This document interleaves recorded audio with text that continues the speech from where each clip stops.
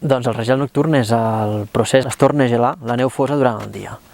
Hem de saber, primer de tot, que encara que la temperatura de l'aire sigui positiva, es produeix regel de la neu es torna a gelar, sempre i quan doncs, el cel estigui serè. Llavors la superfície de la neu està a 0 graus centígrads, com a molt alta, pot estar a més baixa, i durant l'hivern és més baixa, però com a molt alta està a 0 graus centígrads. Llavors qualsevol refredament, doncs la neu es tornarà a gelar i serà dura, encara que la temperatura de l'aire no hagi baixat dels 0 graus, perquè són dos cossos diferents.